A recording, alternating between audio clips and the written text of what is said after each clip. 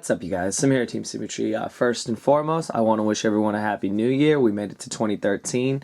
I hope everyone, has a great New Year's Eve and New Year's celebration with your loved ones and whoever else you're with at this time. I thought that I would start the new year off right and that I would bring back one of your guys' favorite segments. Yes, we are doing Slim Psychology. And how do you know we're doing Slim Psychology? I have a bunch of cards everywhere on this mat of mine. And the reason why is I'm here to do a video about side decking. It has been the most requested topic for me, and I have just wanted to take some time to really just analyze the meta, realize that water made a very big impact, and that in order to combat Lannions and other decks, you needed to have the optimal side deck cards, if not main deck cards. So we're going to get into this right now. Just letting you guys know it probably will be a long video because I have a lot to talk about. I want to cover most decks of the format, and I just hope that you guys really enjoy it. So, sit back, relax, grab some popcorn, grab a beer, grab whatever, and I hope you guys enjoy this video. So we're going to get started. Right now for myself, I've been trying to figure out what is the #1 deck in Yu-Gi-Oh! And it's become pretty obvious that Lannions, Macro Rabbit, and Windup are the 3 most played decks at pretty much every event you go to. And that means that we need to have side deck, if not main deck cards that can combat that deck. So I want to start with Windup. The reason why I'm choosing to start with Windup is I personally as a player feel that Windup are the best deck of the format. I feel they are the most versatile. I feel that they have the best early game, mid game, and late game plays in all of Yu-Gi-Oh! And I feel that everyone is just saying Windups do nothing but Magician Shark. That is so far from the truth that you just probably couldn't even fathom that idea. Windups have a lot of other combos. They do a lot of busted plays. Their ability to make rank 5s is really good, and their ability to just manipulate the board at any point of the game is really amazing. So what cards would we need to stop Windups? Well, we're going to start with monsters first. Obviously, Thunder King Ryo is amazing. Thunder King has really, I think, been the monster of the year, the monster of the format. This card is really good to shut off their Windup factory, to prevent, if they do choose to XYZ summon, you just negate. This card is big. Windup's biggest thing is that they are weak. They are all a bunch of little weenies. If you look at all the Windup monsters, 1500 is their strongest. So I feel that Thunder King is just amazing for so many reasons. Along those lines, I want to talk about a card that a lot of people just kind of forgot about, and that's Doom Caliber Knight. A lot of people forgot about Doom Caliber Knight, and I don't really know why. I understand that Doom Caliber Knight can lose out to Max T or Valor, but think about it like this. Would you rather the Max C your biggest play or Valor your biggest player, or why don't they just go 1-for-1 on a Doom Caliber Knight? So that's why I'm mentioning Doom Caliber Knight. It's really good against Windup. A lot of Windups these days are not maining hand traps, so that means that you can use Doom Caliber Knight to negate one of their effects and stop their loop from going off. I feel that that's really important in this format. I feel that the way you win against these decks like Lannions or Windup or Macro Rabbit is you stop them in the middle of what they're doing before they establish their board control, and I feel that that's how you can be successful, and I think Doom Cal is just an amazing card for that. Being able to shut off hand traps, being able to stop Gorge, Chagodia, etc. is really, really crucial, and really good against Windup in general. Other cards you can use, people do like to use Cyber Dragon. Cyber Dragon's big. I guess that one can be used for. You can also contact with the carrier, so I mean there are other options there. So monster-wise, that's what I have. When we move on to spells, I was trying to figure out what are like the best spells to stop Windups if it's not the the basic stuff. Windups again are just they have a lot of good plays. They have a lot of power plays. And I feel that there's not really a lot of spells that can really shut them off. Using cards like Messenger of Peace and other things like that are not really going to do that much. I feel the best way to stop Windups is basically through your monsters and through your traps, because I've never known Windup to really side Decree in most matches. So they usually side Dust Tornado and other forms of removal. So moving on to what your next best options are against Windup, I'm going to bring out a couple cards. Fiendish Chain. Fiendish Chain is amazing. If you're not maining Valor or Max C, Fiendish Chain is your best friend, because Fiendish Chain can stop their effects, stop them in the middle of what they're doing, and it's really, really good. I feel that that's what's really busted about the card, is that it can stop the most threatening plays, like their Tour Guide, turn 1 play, their Magician reveals Shark, Fiendish Chain the Magician, all these things that can just stop them cold in their tracks, because I feel that that's what makes Fiendish Chain really, really good. It's just really good against the entire meta, to be honest. So this is one form of stopping their effects. I think other things you can do is limit their options, and your best options come through cards like Rivalry of Warlords and Gozen Match. Both cards are amazing. Gozen Match stops their attributes, and Rivalry is for types. They are able to get around Gozen a little easier these days, but Rivalry not as much. So I feel that Gozen is just a really good card, and Rival is a really good card. But I personally prefer Rivalry just for the fact that it does hinder them a little bit more, because they are able to get around pretty much everything these days. But these are two just really good options when you're trying to limit their options on the board. And another card that a lot of people don't know about is Threatening Roar. Threatening Roar was used by Mike Stibbins in his Insector deck to stop Lannions. And not only that, it was used to prevent the opponent from OTKing. You guys already know when they go Magician Shark, banish the Rabbit, and do all their shenanigans, they're usually going to OTK you, and you're not going to be able to come back. If you have Threatening Roar, you survive another turn. If they make Shockmaster and call spells, you activate Threatening Roar, your turn, you draw, and you try to combat out of almost impossible situations. I think this card is just really versatile, this format. Other cards. Mind Crush. Mind Crush is really good because of cards like Windup Shark and their Factory.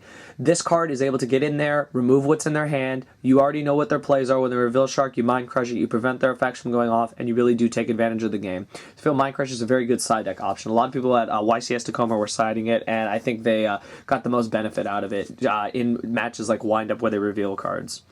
Other cards, Compulse, self-explanatory. This card is the pinnacle of stopping windups.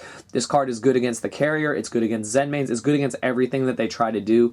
When Rat brings out a target and goes to overlay, you can just bounce it right back to the extra deck. They're back to square one. This card is really amazing. Very versatile in so many decks.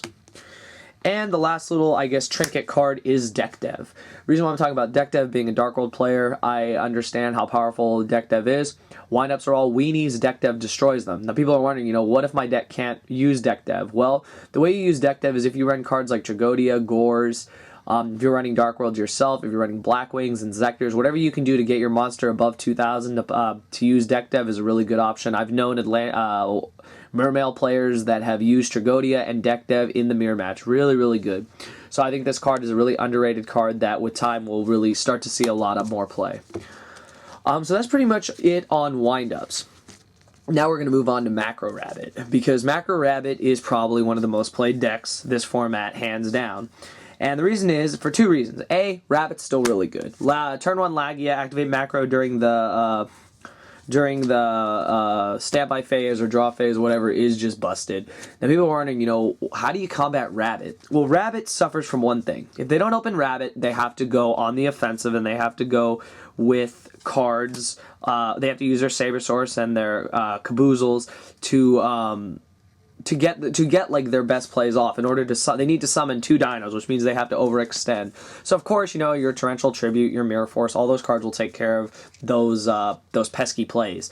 Now, I think some of the best cards against this deck again are the ones that I've already mentioned. I think Thunder King and Doomcal are amazing against this deck. The reason being is that both monsters are big. Thunder King and Doomcal are both 1900. Thunder King prevents them from XYZ summoning. It makes them want to have to crash with the dinosaur, if not use a Forbidden Lance. And Doomcal just says no to most effects. Doomcal is really good because it can stop the Rabbit in its tracks. It can stop the Lagia negation. It's really, really good. This card has a lot of versatility against decks like Dino Rabbit. So these monsters are really just self-explanatory. Other cards that are good against this deck. Again, Fiendish Chain and Compulse. Compulse because Compulse does what it does best. It baits a Lagia, it auto knocks out a Dolka, it can bounce back one of the dinosaurs in the opponent's hand. If they're trying to XYZ summon, you have no other option, bounce it back, hinder them for a turn. Really, really good. Fiendish Chain is amazing against Lagia and or Dolka. People always forget when Lagia goes to negate, chain Fiendish Chain, it gets negated, it gets popped. If you go Dark Hole, they go negate, you chain Fiendish Chain, it dies. Really, really, really good card against Dino Rabbit. Other cards. So, let's see. Dino Rabbit suffers from one thing. As good as Lagia and or Dolka is, or just Lagia. Lagia being the first card that usually every Dino Rabbit player makes, depending on the matchup. Your best outs come through Raikou and Snowman Eater. Raikou and Snowman Eater basically do the same thing. They just pop the card. Snowman Eater pops the monster. It has a pretty decent defense. Raikou, I think, is a little more versatile because you can pop any card on the field. These two cards are both really good against Dino Rabbit because they're really good against Lagia. They're good against baiting Dolka. Like, granted, they will negate it, but a Dolka negation is a Dolka negation. If you can bait it, you know, more power to you. I feel that these two cards are very, very good against that deck. I feel that if you can get around to turn 1 Lagia, you can turn the game around. So that's why those cards are there. Other forms of cards to stop Dino Rabbit are cards that I like to use are these two cards right here. Soul Taker and Messenger of Peace. We'll start with Soul Taker. Soul Taker is self-explanatory. Monster removal is important because sometimes you can't get past big monsters. Now, granted, Lagia can negate it, but I would rather use a Soul Taker, have it be negated, and then summon something else or activate another card that can really do more damage. So Soul Taker is really good. And people wonder, you know, why don't you just use Smashing Ground? The reason why I use Soul Taker is it's good against decks like Heroes. It's good against decks like it's good against Chaos Dragons for Light Pulsar Dragon missing its timing. So this card is just really, really good. And Messenger of Peace is, I think, probably one of the best cards of the format. The reason being is that it stops so many cards. It stops Dino Rabbit like in its tracks. They literally, aside from the MSTs and the heavy, they have no out to this card. They're not able to get really any. They can get their plays off, sure, but you can stall enough with this card to where you can come back out of like I said before, an almost unbreakable field. So this card's just really, really good. Let's see. And of course, the obligatory cards are Dino Rabbit runs a lot of back row. It's self-explanatory. They have to protect their Lagia and Dolka. So we have every form of back row stunnage aside from the obligatory Heavy Storm and MSTs. Trap Stun, really underrated card. This card's amazing against so many matches. It's really good. You chain it to cards they try to activate. All their traps are nuked for the turn. You can go off an OTK. Really, really good card. Decree, self-explanatory. Shut off traps. Dust Tornado, very versatile card. Good against cards that hurt you like Macrocosmos or D-Fissure. Good against just popping pesky back row, and just really good in certain situations, whereas Decree would not be as good because Decree does nothing to Dimensional Fissure. And Night Beam. Night Beam is very versatile because it just pops a back row, and if it's the only card, they can't activate it. Most of the time, they can't really chain anything in the back row, so Night Beam gets in there. It's also really good against water. So that's it on Dino Rabbit. Or Macro Rabbit, whatever you want to call it. Now, the last deck I'm going to talk about for this episode, that's right, this is going to be a multiple-part Slim Psychology. I didn't want to make a 30-minute video. I would rather make several videos bringing back this segment, seeing how good it does, and we'll be focusing on the other decks later. But the last deck we're going to talk about is Merlannions. I think Merlannions are a very, very good deck. I think that their ability to build advantage is really, really good, and I think that in order to combat them, you kind of have to use the same approach that you would against a deck like Windups. I feel they're very similar to Windups. They build a lot of advantage quickly through their searching. They just don't have a factory, thank God.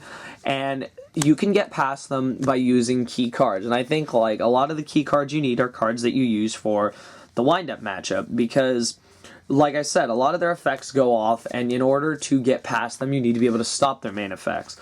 So I feel like the best cards against this deck are pretty self-explanatory. Once again, we'll start with the monsters. Once again, I still think Thunder King and Doomcowl are your best cards. I know a lot of people are going to be like, well, Doomcowl hasn't done much this format. They haven't given it a chance. This card can stop anything. It can stop in-grave effects. That's amazing. The ability to stop an in-grave Merlannion effect is broken. Thunder King hinders your Undyne plays, all those other plays. So these cards are just really, really good against that deck. Other cards that are really good against that deck. Obvious, they're a graveyard-reliant deck. So what do? You shut off the graveyard. Dimensional Fissure, Macrocosmos. Now, I don't know what deck you guys are running, but if you're running decks like Insectors, you can always side in Dimensional Fissures. You're running Samurai, Dimensional Fissures. You're running Macro Rabbit, self-explanatory, the macro. If you're running a deck like, what's another good deck that I could... If you're running Windup, you side Dimensional Fissure. A lot of decks like Chaos Dragons, unfortunately, cannot side cards like this, but for all the other decks that can, these are your best options. It completely shuts off the graveyard. They can't discard anything to get their effects off. They're really stuck. If they don't have the MST or the heavy, they're in real trouble. So I feel that these cards are very, very good against that deck. Very self-explanatory. Other cards I like. Mind Crush again. They do so much searching. Megalo reveals for its summon. Why not stop them in their tracks? Threatening Roar, once again, this was what Mike Stibbins used in the finals. Shut off their stop them from OTKing, come back next turn. Deck Dev again, like I told you, if you can use it, use it. This card absolutely wrecks the Lannions. All their monsters are weak aside from Dragoons and Pike, so you're able to get everything out of their hand and on the board all in one hit. So, and you get to do it for 3 turns, so that's really, really good. Night Beam, self-explanatory, kill the Abyss Sphere. I think Abyss Sphere is one of the most busted cards in the deck, so use your best options against it. And I think those are your best options against it. Other cards, I don't like using cards like Messenger of Peace or Soul Taker or any of that because their monsters, you really just don't need to kill their monsters because their monsters are not that strong outside of Mooling Glacia, so I feel that you can get around their monsters with ease. One of the cards that I love to use against Atlanteans, Debunk. Debunk is broken against that deck.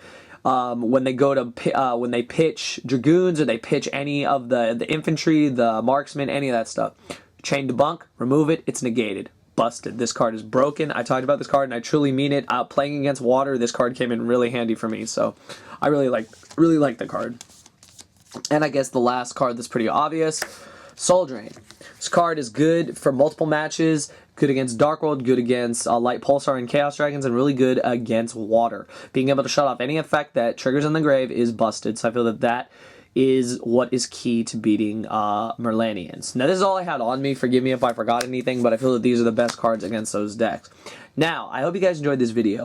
Thumbs it up, 150, 200 plus likes. We will do the next episode. The next episode is going to focus on the lower end decks, Chaos Dragons and Dark World. The reason why I'm showing these are some of the cards you're going to use against Chaos Dragons and Dark World. This video gets, the 150 to 200 plus likes. I will do the next episode immediately. I just didn't want to have to spend all my time making, like I said, a 40-45 minute video talking about every deck in the format. I wanted to start with the 3 most played decks. The next decks I'm going to talk about are Agents, Dark World, Chaos Dragons, and other lower end decks that people are still running, like Insectors, and how you can combat the meta with certain side deck cards. Now, when it comes to side decking, you're allowed 15 slots. The best thing and the best advice I can give you is to side against what your opponent is going to side against you. If you know your opponent's siding in Macro and D-Fissure, make sure you have your extra Dust Tornadoes and MSTs, if not Twisters. If they're going to be siding in cards like Electric Virus and cards to stop, to pitch to the graveyard to take your stuff, use Dimensional Fissure if your deck can use it.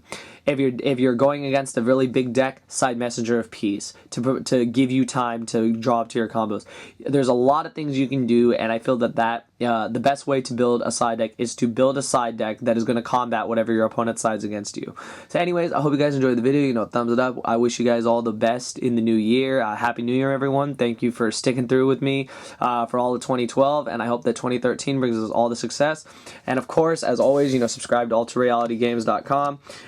I'm going to be having one of my first videos with them up on their YouTube channel, which I'll link in the description below. We have a Skype interview with Joe Bogley based on one of his articles, so I hope you guys really enjoy that. So I hope you guys enjoyed the video. Thumbs it up. Happy New Year, you guys, and thank you for watching.